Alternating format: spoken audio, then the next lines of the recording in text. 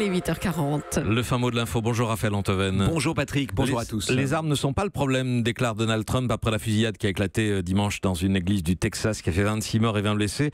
Le problème et la seule cause de la tuerie, c'est, à en croire le président américain, la santé mentale du tueur. Oui, c'est un individu très dérangé, dit-il, avec beaucoup de problèmes depuis longtemps.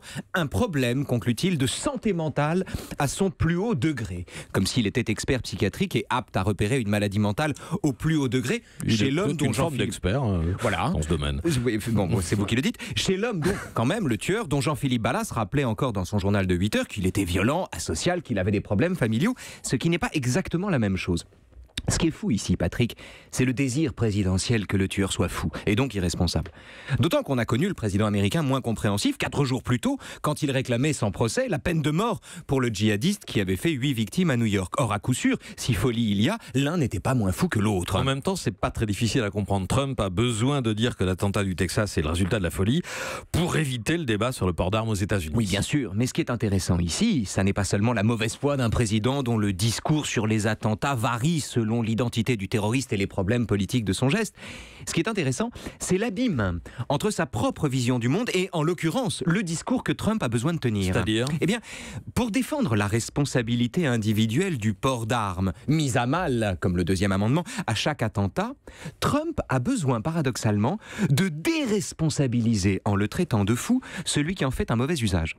Autrement dit, pour défendre la liberté, en toutes circonstances, de se défendre soi-même, et donc de se maîtriser, en apportant une réponse proportionnée à l'agression dont on fait l'objet, Trump a besoin de dire que le criminel, c'est-à-dire le fou, n'était pas maître de ses actes. Bref, pour défendre les thèses répressives, hyper-individualistes et ultra-droitières de la NRA, Trump a besoin de recourir sur ce coup-là au discours le moins punitif et le plus compréhensif qui soit à l'endroit d'un criminel. C'est un peu comme en France où, pour des raisons qui m'échappent, chaque fois qu'il y a un crime, une agression ou un attentat antisémite, beaucoup de journaux s'empressent de remarquer que l'individu était fou, ivre, sous l'emprise de stupéfiants, bref, pour faire plus sérieux, que son jugement était altéré. Or, l'enjeu de ces observations, par ailleurs exactes, est de dissoudre l'antisémitisme dans la folie, de faire comme si, puisque le type est fou, alors l'antisémitisme n'est pas le problème. Eh bien, d'une certaine manière, Trump, ici, ne fait pas autre chose avec la fusillade du Texas. En décrétant la folie du criminel, en noyant son acte dans la démence à toute vitesse, afin d'expliquer que les armes ne sont pas le problème, citation, le président américain met la rhétorique de l'indulgence collective au service de la violence individuelle. Le fin mot de l'info. La culture de l'excuse, c'est l'arme secrète de l'autodéfense. Raphaël Antoven, À demain. À demain. Europe 1.